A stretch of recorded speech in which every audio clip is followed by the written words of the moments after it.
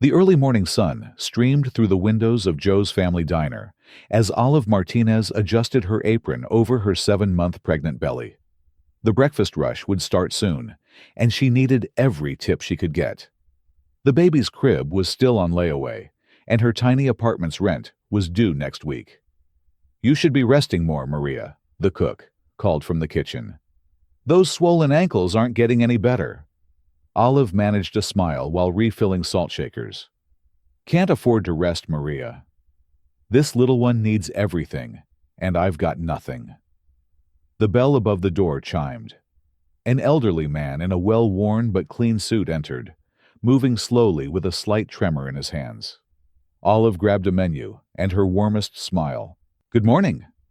"Welcome to Joe's," she said, leading him to a quiet corner booth. "I'm Olive, and I'll be taking care of you today." The man, who introduced himself as James Wilson, ordered coffee and the breakfast special. Olive noticed how his hands shook as he tried to hold his coffee cup. Without hesitation, she brought him a straw. "Here, this might help," she said softly, placing it in his coffee.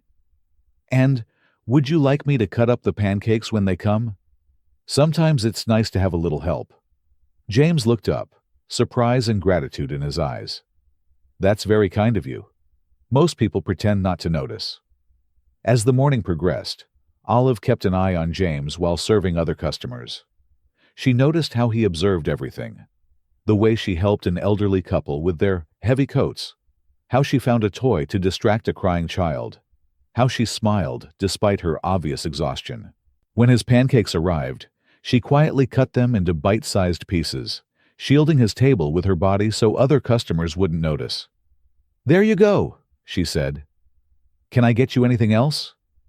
"Just one question," James replied, his trembling hand reaching for his fork. "Why did you help me without me asking?" Olive touched her belly unconsciously. "My grandfather had Parkinson's. He always said the hardest part wasn't the shaking. It was feeling invisible when people looked away. Nobody should feel invisible." James nodded slowly, continuing to observe as Olive moved through her shift.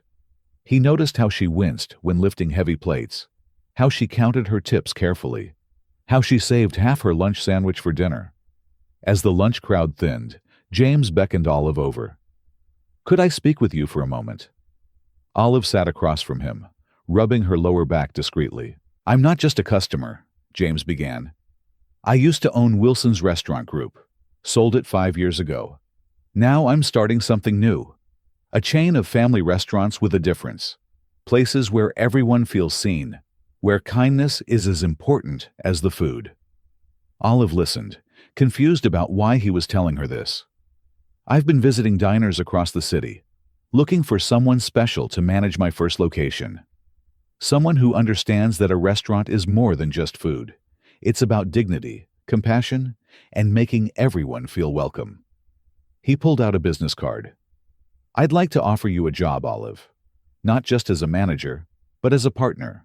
Full benefits, including maternal care, flexible hours, and a salary that would let you give this little one everything they need." Olive's hands trembled as she took the card. "But why me?" "Because you didn't just serve me breakfast. You served me dignity. You showed me that true hospitality comes from the heart, not from a training manual." Tears welled in Olive's eyes. "I don't have any management experience." "You have something better," James smiled. "You have compassion, work ethic, and natural leadership. Everything else can be taught." 3 months later, Olive stood in the newly renovated Wilson and Martinez family restaurant. Her baby girl Luna slept peacefully in a carrier while Olive trained her staff. "Remember," she told them, "every customer has a story. Some are celebrating, some are struggling. Our job isn't just to serve food, it's to serve kindness." The restaurant became known not just for its good food, but for its atmosphere of warmth and acceptance. Elderly customers knew they'd never be rushed or made to feel awkward. Parents with young children felt welcome. People dining alone were treated like family. 1 year later, As Olive watched Luna take her first steps across the restaurant floor, James visited again. "Ready to open the second location?" he asked, bouncing Luna on his knee. "People are asking when we're bringing Wilson and Martinez to their neighborhoods." Olive looked around at her thriving restaurant, at the elderly couple she'd hired as greeters, at the single mom she'd promoted to assistant manager, at the community board filled with local events and support services. "You know what the best part is?" she said to James. "Every day, we get to prove that success and kindness can go hand in hand. That seeing people, really seeing them, can change lives. Because sometimes the biggest changes start with the smallest acts of kindness. A straw in a coffee cup, a quiet offer of help, a moment of dignity when someone feels invisible. And sometimes, when we help others despite our own struggles, life has a way of helping us back."